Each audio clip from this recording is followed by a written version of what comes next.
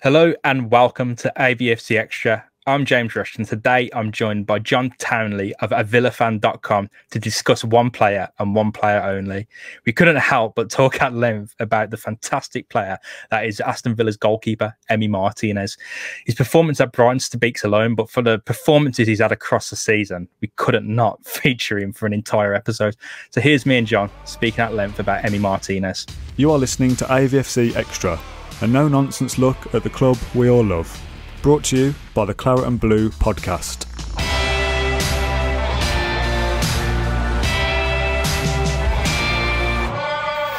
Oh, John, how are you getting on? All good, thanks, James. Thanks for having me on the podcast. Can't wait to talk about the goalkeeper, the man, the myth, legends that is Emi Martinez. Yeah, I did reach out to you ages ago, probably at the start of the season, maybe saying, would you like to come on to speak about Martinez? Because I think we can do something special. I mean, the guy has went from, we'll come on to this, the guy has went from strength to strength to strength. But John, firstly, could you just give yourself a quick intro for people who may not be aware who you are and what you do? What you do right now? Of course, yeah. So I'm a university student at the moment at the University of Gloucestershire, but I've obviously been, I don't know if you might have seen me on Twitter or something. Basically, if you go to my Twitter, which is at John Townley 11, I've just got plenty of articles that just go up every other day, basically. So if you'd like to check those out, they'll just be on my Twitter. I write for a Villa blog called A Villa Fan. The viewers, I'm sure, are probably well versed in what they do. They do some great stuff. And yeah, try my hand at all types of different writing, basically. So if you're into that kind of thing, different bits of analysis, features, whatnot, then yeah, be sure to check those out. Yeah, I mean, I've seen a lot of you writing these days. I think today, as of recording, I think when the episode goes out today as well, you did you refreshed a piece about Jed Steer, so it's pretty topical what you've been writing about recently, John. And I think I remember correctly, you did a piece on Jake Doyle Hayes a few times at Cheltenham. Is that correct? I did, yeah. So I'm based down in Cheltenham as well. I work with Cheltenham Town, and they, obviously gave me a good opportunity to talk to Jake Doyle Hayes. A couple of guys there at the moment from Villa. I know Indiana Vassilev has obviously joined too. Hopefully I'll get a word with him. And that will hopefully go up on a Villa website soon. But yeah, just as I say, check my Twitter out. Hopefully you'll find something that you like on there. I do all types of different bits and bobs. So yeah, I'm sure there'll be something there that people enjoy reading at some point.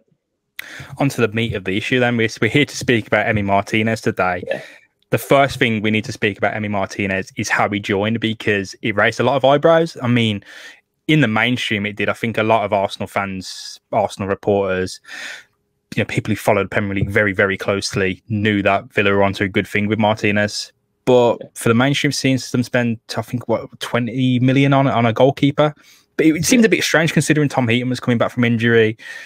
They had Kalinic, Nyland, the potential to even look at bringing Reina back in. It didn't seem like goalkeeper was a problem, John. But no.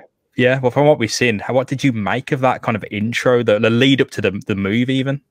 Yeah, exactly. I mean, I remember watching the Community Shield final, and I remember him taking passes inside a 6-yard box from David Luiz and whatnot, and he's taking it with his right, passing out with his left, and I'm thinking, I know he's a good goalkeeper, but already I'm seeing a player that can probably play midfield, is that kind of quality. And I believe that, as we go on through the years, hopefully Martinez will also be staying with us, and we can kind of build on that brand of football that Dean Smith is trying to install. I remember when Martinez did join, and I think when Smith phoned him and basically said, you're going to be a big part of the dressing room, but not just that, you're going to be a big player for us, full stop, because he can take the ball in those tight areas and kind of, use Mings, use Concert, install that real belief in the team, like he did with Arsenal, because that Arsenal team was, before Arteta came in, pretty much bereft of confidence. And to have a goalkeeper with the standard of Martinez, the quality, he kind of, as I say, really gave that team a belief. And with Villa, that's, gone up to another level, because we can't forget that we were that team that conceded the second most goals last season in the Premier League. So for one goalkeeper who'd only played about 12 appearances last season during Project Restart, to come into a Villa team, as you say, almost on its heels, most part of last season, comes in and has obviously had a huge impact this term. And as I'm sure we'll go on to touch on, but plenty of statistics that kind of back up of how good a footballer he actually is, rather than just a goalkeeper that can keep the ball out of the back of his net, which everyone can see as well. I think it's so odd, because the situation with Arsenal and Martinez, they had Leno at the same time, a starting goalkeeper, and Martinez who took his chance when Leno went off injured and never really looked back. And it's funny you bring up that Community Shield one, because that's a performance that really, in my mind, apart from the Villa stuff, defines Martinez, because that competition, right, is defined as a Mickey Mouse trophy. It's in the eyes of teams who don't play in it or don't feature in it every season or every 2 or 3 seasons. No one really, it's just the intro to the season. In its own right, it's probably some kind of prestigious, opener season opener. But Martinez was playing that game like a World Cup final, and in his heart of hearts, he must have known this is either the last chance for me to impress on Arsenal that I am the first choice goalkeeper, or it is genuinely my last appearance in an Arsenal shirt. But yeah, it speaks to the kind of character he is, and I think a lot about Martinez is that character, because to be a good goalkeeper, be an elite goalkeeper, you need to have that character. So what have you kind of found out about Martinez's character since he's joined Villa, or even before? Yeah, I mean, I remember writing a recent piece, and I basically titled it as Emi Martinez has that sort of mentality to kind of match Aston Villa's ambitions, because I remember watching him at the Majeski. I think it was Tyrone Mings' debut. It was February 2019, I believe it was now, when we obviously pro'd that season. And he was in goal for Reading, and you didn't really notice him apart from that kind of blonde dyed hair that he had. But, to kind of think then you're going to be having the Reading goalkeeper in 2 years that's going to, be leading that kind of Premier League resurgence. And back then we didn't even think we were going to get promoted, because we're obviously missing Jack Grealish. But we've kind of, Emi Martinez and Villa have kind of both met ahead almost of, let's say Emi Martinez's career has gone in a really, positive trajectory. And so is, Villa. Obviously, we're now on course for European football in the coming years. And it's kind of just come towards a head, as I say. And, it's brilliant to see that Martinez can now fulfill his kind of ambitions and everything that he's set out to achieve before in his career. And he's now doing it with Villa, a club that have been, obviously, well, we know where we've been in the last decade or so. To have a goalkeeper that's one of our best goalkeepers in Premier League in general this season, and one of our best Premier League goalkeepers in history, to have that at this point of where we are, I think it's, brilliant time for not just Martinez, but also for the club. It's funny you speak about the Reading situation as well, because I do remember that game. It was, as you said, Tyrone Mings' debut, and there was obviously a lot of other incidents in that game. He left his stamp on the game, didn't he? Yeah. Yeah, I'm sure he won't appreciate us bringing that up. He's probably said a few. He's probably had to apologise for that more than anything else in his life. But that game, I do remember Martinez being such a frustration to Villa, and you don't think about the quality of the goalkeeper. You think about how frustrating they are to verse when it is an opposition goalkeeper, especially when it's in the Championship. Yeah, because there's quite a few of them in the Championship, as people who probably played against Sam Johnston last season found out. But I digress. He was fantastic in that game, and as I said, you never think about their future, do you? Because they're opposition players. The same with the I forgot his name now, but the Bristol City goalkeeper in a few games, he really frustrated us. But Max O'Leary. Yeah. There you go. That's why we've got you on, John, to be the resolution to my stumbles. But the really important thing about Martinez is how he took that chance. And if you go back through the stats and these appearances, it's like the obvious goalkeeping history. If you were to land the Wikipedia page of any kind of second choice goalkeeper, this is kind of what it looks like. No starts for the parent club. They go out on loan to teams like Sheffield Wednesday, and they start 10 or so games. They have a successful spell at say a relegation threatened Championship team in the form of Rotherham, like Martinez, and they start 8 games. They're looking up. Then they go on another loan spell to a Wolves, and it's middling. Back to the parent club. Few Premier League games here and there when there's an injury, maybe a European loan spell. If in Martinez's case, I think the one at Getafe is mentioned a lot, and it's not a good look for him. Not really a chance. 5 starts. He's not really hitting double digits of starts as he hits the age of 25. When he gets to Reading, though, that opportunity is there. 18 starts. 5 or so clean sheets for Reading, and that time Reading weren't very good at all. Yeah. Since he's took that chance, since Reading gave him that chance to start a run of games, he's not looked back. And I think that speaks again to his character. All he needed was a chance. And I think this is the perfect time to speak about his background, because this is a guy, John, left Argentina at the age of 17, grew up in that extreme poverty that we listeners probably even couldn't imagine. Houses with no doors or windows, you know, walking 5 kilometers to school. It's that growth is crazy.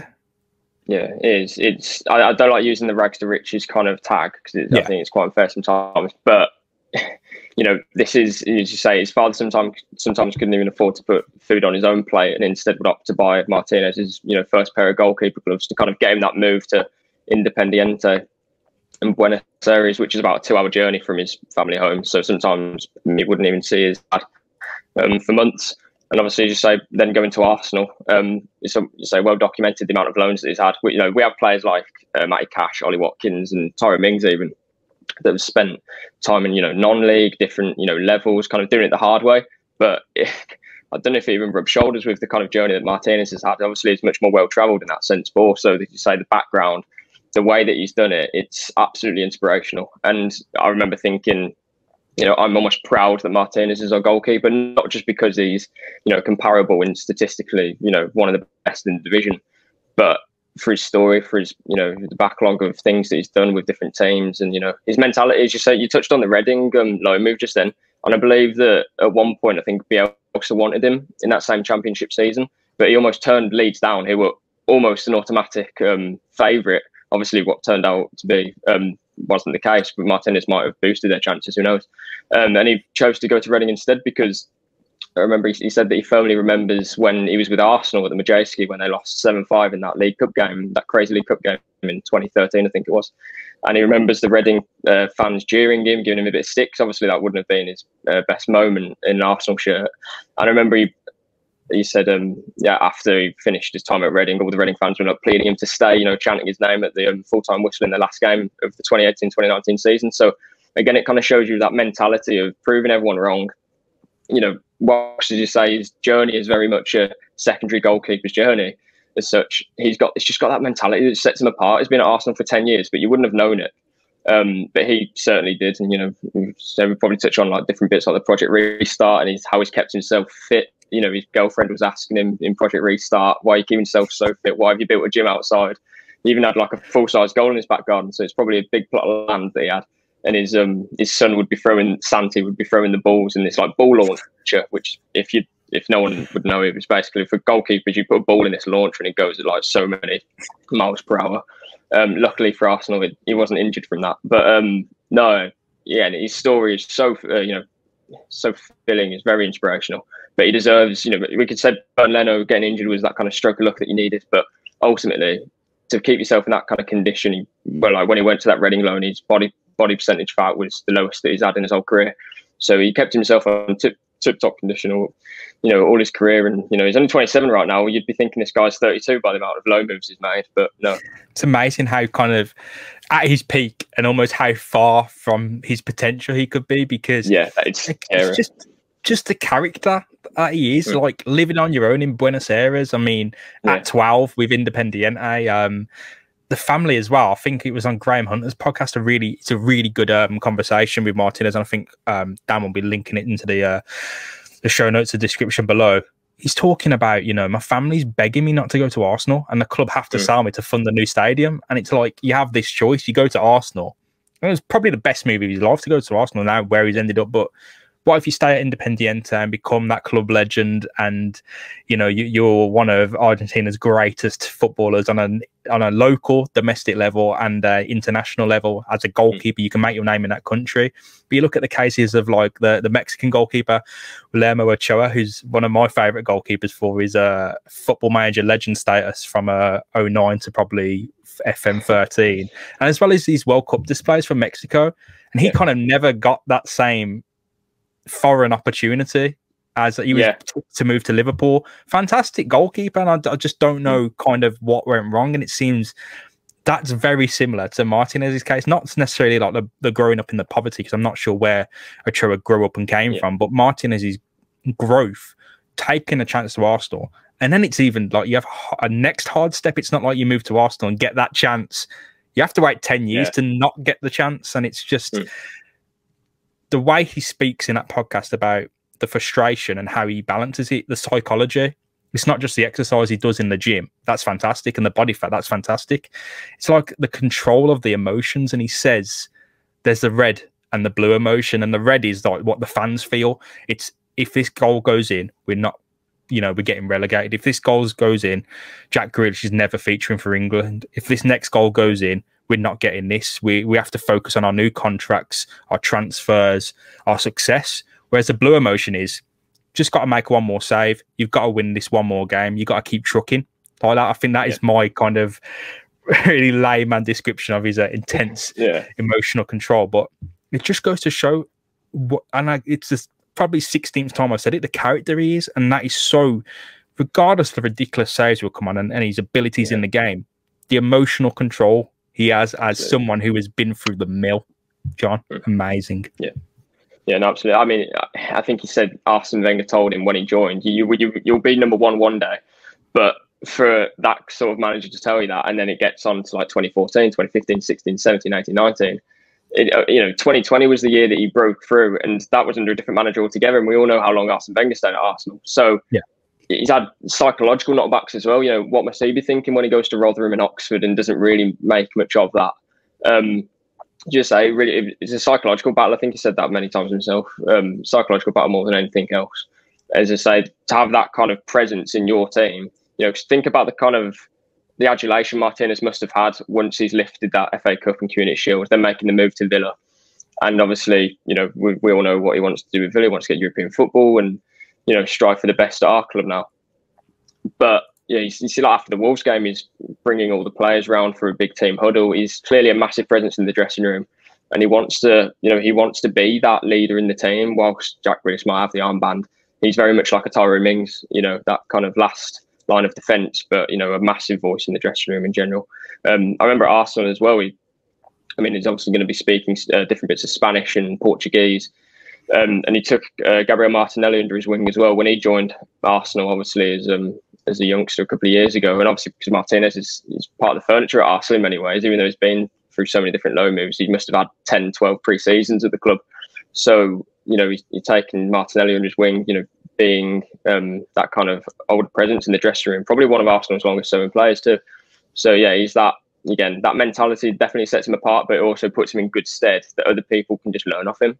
Not just in the footballing sense. I'm sure he's brilliant with the upcoming goalkeepers that we have, that obviously Neil Cutler's working with, like Anodi and Oliver Zayk, different, guys like these.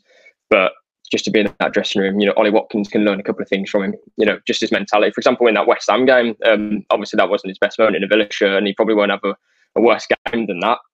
But straight away, the day after, he ordered Ollie Watkins to get on that training pitch and take, so many shots against him at Bodymoor Heath, the day after, and he didn't let one in. So it's that mentality that people can learn from. He's inspirational. The guy is completely inspirational, and it's a credit to the club that we've kind of identified that and made such a quick move on him when the summer window came around.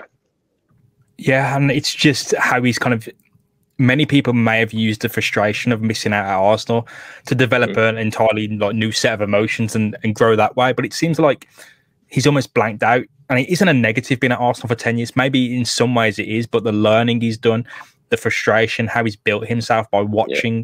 Because look, he's probably had to see, Almunia get his chance, Session get his chance, Fabianski, Monona. He's seen a lot of people come in and get their chance, grow up and get their chance, move on and get another chance. And he's been waiting there. And a lot of the frustration, before we move on to his time at Villa, I get the frustration as to why fans were upset with him moving away from Arsenal. But was there an offer for Leno on the table? There wasn't. I think you have to. There's an opportunity there to make 20 million and build your team in a different way. If you've got faith in Leno, carry on. They've now got the problems with having to bring in Matt Ryan or whatever. But for me, I feel like Villa have been the massive benefactors of this deal. Martinez has went. If you thought he was good at Arsenal, what about this? This is something else. He's been fantastic this season. And John, before we get on to the time at Villa, the saves he's made, the performances, the West Ham one, the Arsenal one after, is he Villa's best goalkeeper? If not of all time, the Premier League era. I can't say that I've watched Villa before 2000 because I wasn't born. But I think, I think he's got a bit, hasn't he? I mean, I don't understand how there could be a better goalkeeper, at least over the first, how many games he's played, 20 games or so for Villa now, in the Premier League.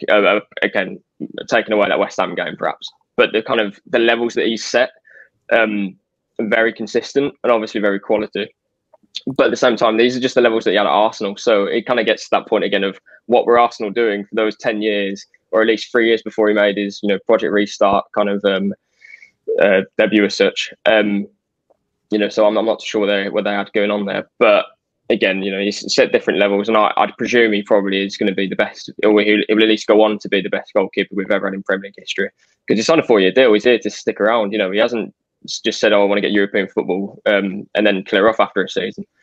He wants to break Brad Friedel's 15 clean sheet record, and he's kept in 54% of the games he's played so far for Villa. He's already kept 12, second most in the division. So he's already well over halfway of getting that. I'm sure he'll get that already, and that's a massive claim to being the best goalkeeper in the division. Because again, we can't forget, apart from Matty Cash, this is a defence that conceded the second most goals, and it's not just because Tyrone Mings, Ezri Konsa and Matt Targett have come on leaps and bounds. They've come on leaps and bounds, yeah, but that's also because they know they've got an absolute brick wall behind them. It installs a whole belief across the whole team. Ollie Watkins knows if he scores the goal, the likelihood is that we win 1-0. 2-0 against Newcastle, with different, 1-0 against Wolves. The amount of results that we have that a couple of years ago, or at least in the Premier League this decade, how many games have we won 1-0, 2-0? Probably isn't many. We're never comfortable, are we, as Villa fans? But this season, your heart rate kind of just goes a little bit because it's more comfortable. I remember watching the Newcastle game and there was no threat, and that's not just because Newcastle were poor on the day.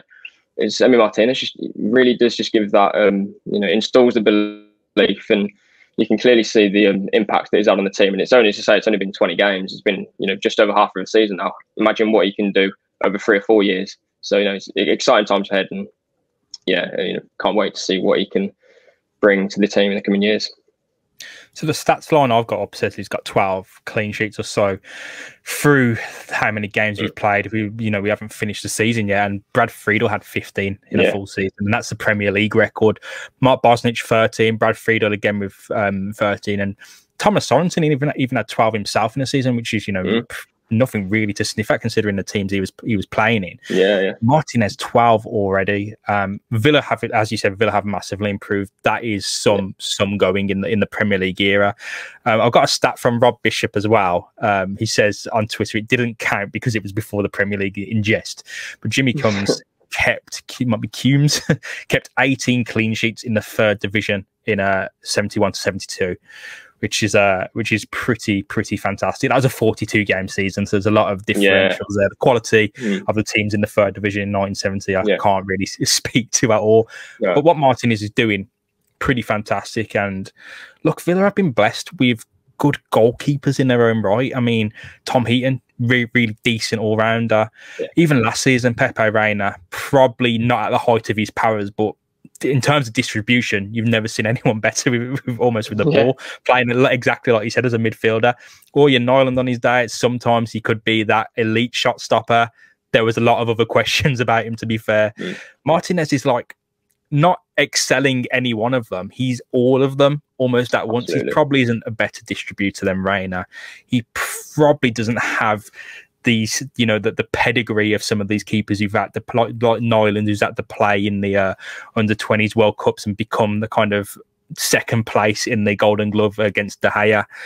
But he has built on them, and he has become what they all should have been. And it goes to the question at the start, why did Villa buy Martinez when they had Tom Heaton? Because Martinez is a little bit of everything, just a little bit better. And I think great decision to buy him. The only low light of his time here was that West Ham game, and even then he was pulling off some stops. He was just probably the 1 or 2 shots that went through that hit his palms, and he probably could have felt, if I save those, it's a game changer. Yeah. Moves on against Arsenal, John. Fantastic save against Granit Xhaka. He pulled off a few, but the one against Xhaka and the free kick comes in. He leaps, and it's like he gets the NFL wide receiver height, and he doesn't save it with his fingertips, which I thought was interesting. He manages to get his whole palm to it. It's such a comfortable save for something so extreme and dramatic. And his qualities in distribution, amazing. The quality in leadership, amazing. He didn't need to go to the under-20s World Cup like Nyland. He didn't need to be a Man U graduate that got his chance at Burnley like Tom Heaton. He didn't need to be elite like Pepe Reina. He had all those qualities already, and they're coming through with this run of games at Villa. He's the best of all of the good goalkeepers we've had, which is fantastic. But John, what's his highlight so far of his short Villa career? Yeah, I mean, it kind of speaks as much about the kind of player that he is as anything else. But I don't think you can really look past his debut. It kind of set the standard. If you will, he became the first Premier League goalkeeper for Villa to keep a clean sheet and to save a penalty in the same game at Villa Park on his debut. And you can't really get too much better than that, can you? But just going back on that Arsenal save, I don't even know if Xhaka's free kick was going in, which it makes the save even better. It looked like he might have just been clipping the bar, and it's like, how on earth is he? That you're not supposed to get to those angles, Emmy, but he's managed it. And again, that's the game after West Ham. After that, he follows it up against Brighton and keeps another clean sheet and makes how many saves? He's going to save us between 6 to 10 points a season, I reckon.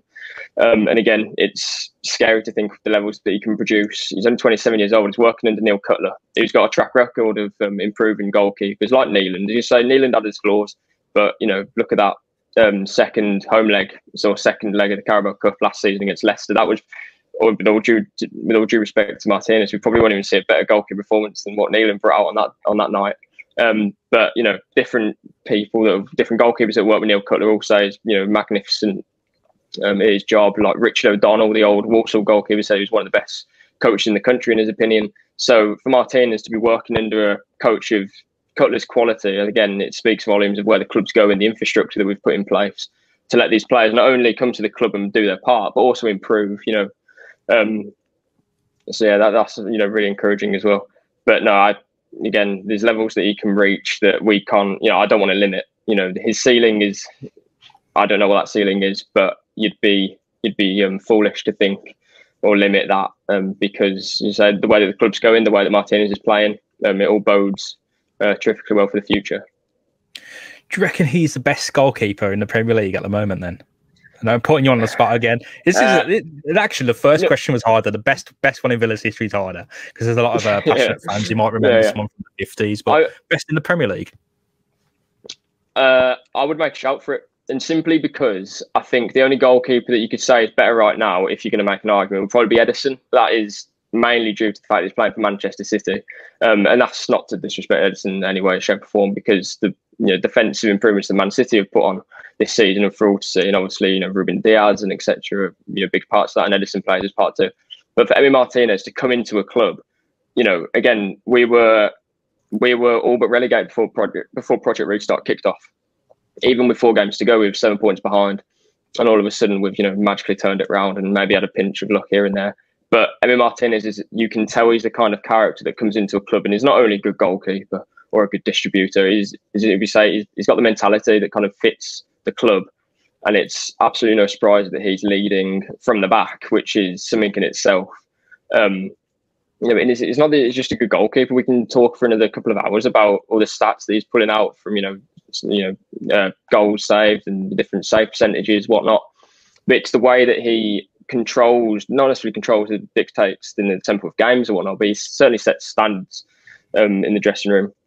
I remember when he comes and collects the ball from an Arsenal cross when we won 3-0 at the Emirates, collects it and bowls it out for Grealish, and Grealish leaves Hector Bellerin on his bum, and then Ollie Watkins scores, and that is largely down to Martinez's commitment to win the ball.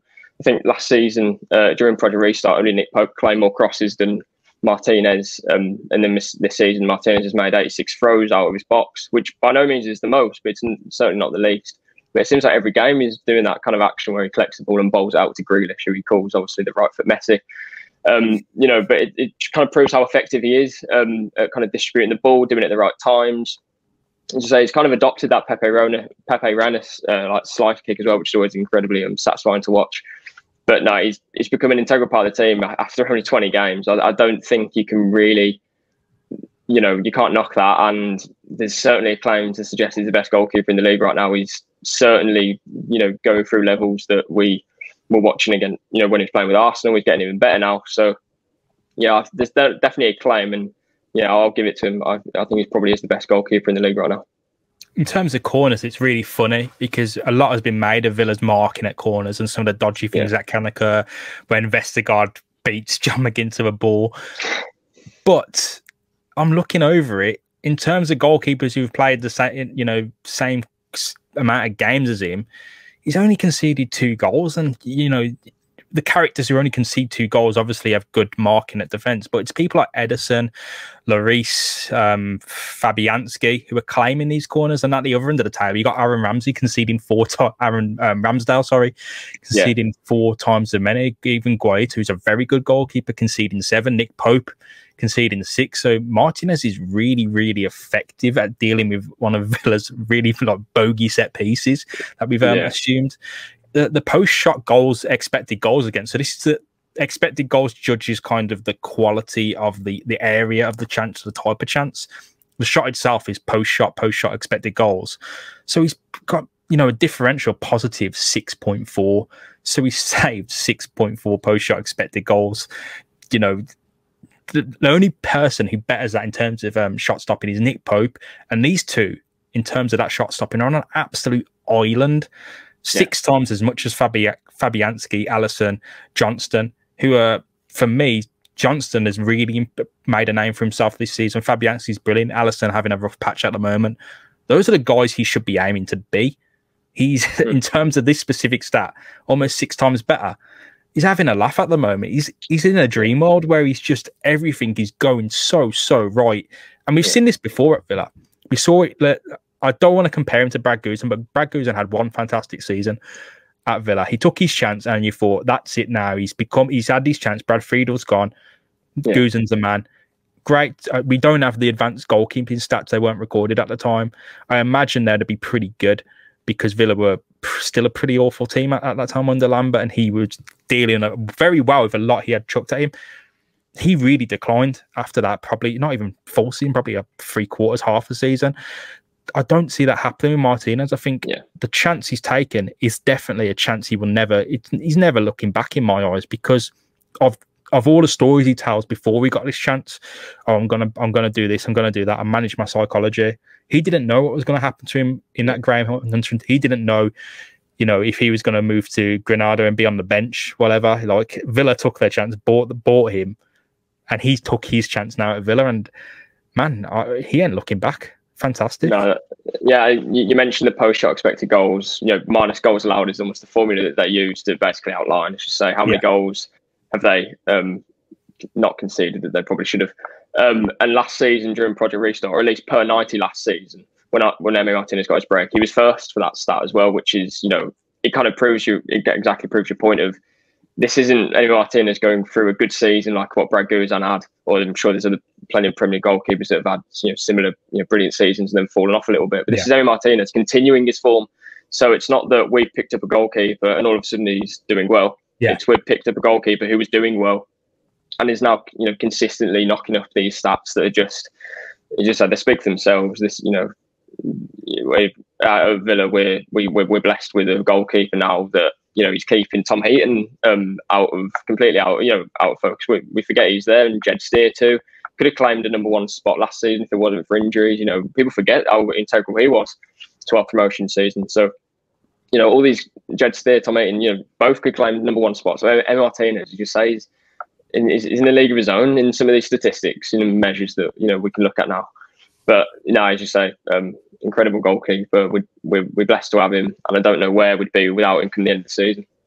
Yeah, I think I was so surprised when we signed a goalkeeper. I thought we probably did need maybe someone added to the department because we weren't going to use Kalinic. Nyland showed the glimpses, then there'd be a really sloppy or silly error, and we'd have to move on to put Reina back in. Reina, aging loan, Tom Heaton injured. So we probably did need someone. I just didn't expect it to be someone who is showing, if not elite, genuinely world-class signs of being such a brilliant goalkeeper and someone to be a true example. Just cannot believe he hasn't been capped by Argentina. I mean, he should be. I can't see why not. I don't know. I think they'd still go with Sergio Romero from United, who obviously isn't playing nowadays. Then you got the goalkeepers like Martinezs from Porto, Rulli from Villarreal. So good calibre of goalkeepers, I suppose. But again, we can't forget Emiliano Martinez. Just because he's playing for Aston Villa, who weren't necessarily great last season, this is a goalkeeper who set standards at Arsenal, won them an FA Cup, won them a Community Shield, beat Liverpool at Anfield through some amazing saves. This is a goalkeeper on top of his game, but those, as you say, don't limit his ceiling. We don't know where he's going to go from here, but it's certainly looking up rather than, this is what I'm saying. This isn't his peak of form. He's got other levels to go to because he's already proved that.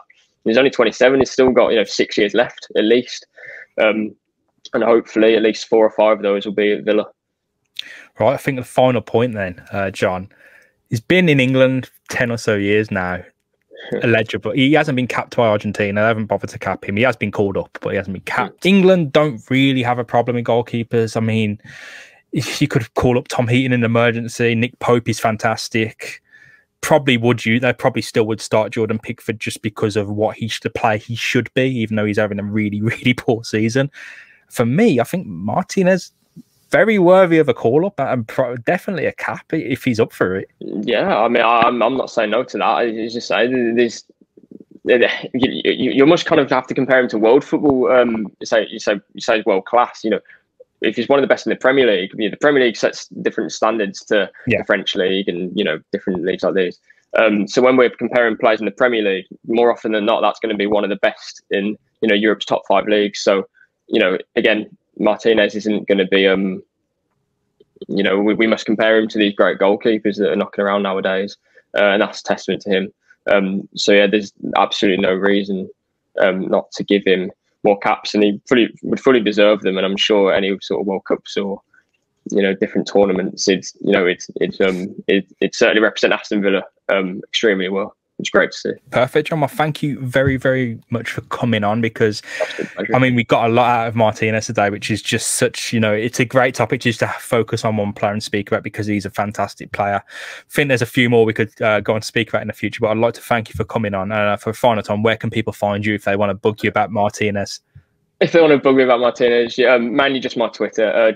John Townley 11 is my Twitter handle, and then you can follow any of my sort of articles at villafan.com. The blog site, and then there's plenty of other guys that are doing some great work on that site, so yeah, be sure to check them out.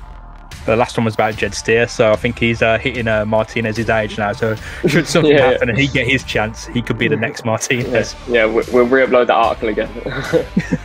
Well, cheers, thank you very much for coming on, John. Appreciate your time. Thank you. Thanks for having me. Thank you for listening to AVFC Extra, an additional dose of Aston Villa content for you, brought to you by the Claret and Blue podcast team. If you enjoyed the episode, please do get in touch with us, get involved in the comment sections, tweet us at Claret Blue Pod, or leave us a review on iTunes. We really do appreciate it. We'll catch you again very soon with some more content. Until then, up the Villa.